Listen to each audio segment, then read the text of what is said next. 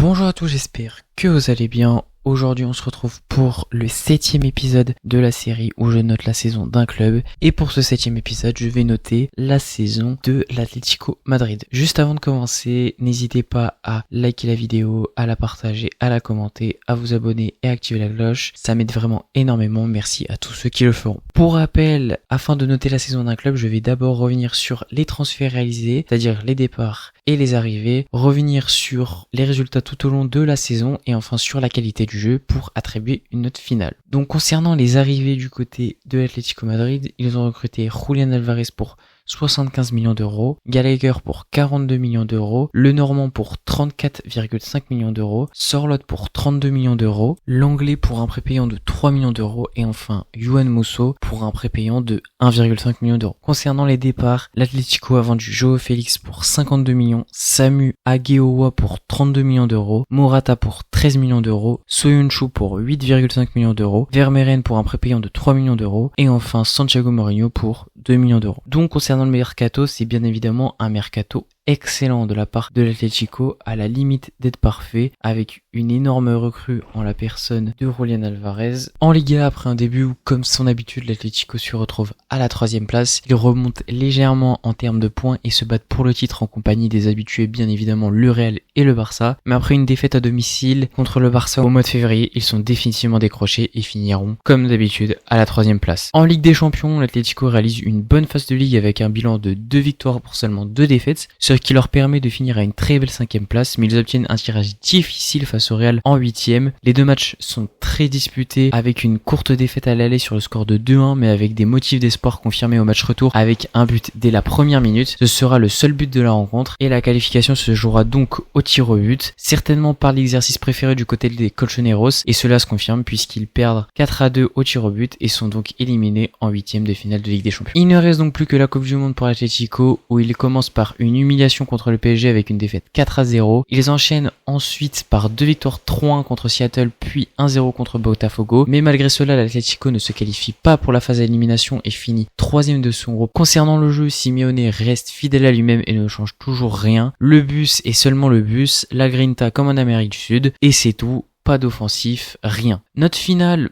pour la note finale, j'attribue un 4/20, une saison malheureusement habituelle du côté des Colchoneros, toujours derrière les deux grands d'Espagne. Cette fois il y a de vrais motifs d'espoir avec un beau mercato mais rien n'y fait. Ils finissent toujours derrière le Barça et le Real avec un jeu toujours à faire piquer les yeux. Ce n'est toujours pas aujourd'hui que l'Atlético sera au-dessus des deux grands. Voilà, c'est la fin de cette vidéo et de cet épisode. J'espère qu'il vous aura plu. N'hésitez pas à dire ce que vous en avez pensé en commentaire. Vous pouvez aussi me donner votre note pour l'Atlético. N'oubliez pas de me follow sur tous les réseaux, que ce soit TikTok ou Insta, où je republie des segments de mes vidéos. Donc vous prenez celui qui vous arrange et vous le regardez. Je suis aussi bien évidemment sur Twitter. Je vous mets tous les liens en description. Vous n'avez plus qu'à cliquer pour me follow. Et moi je vous dis tchuss.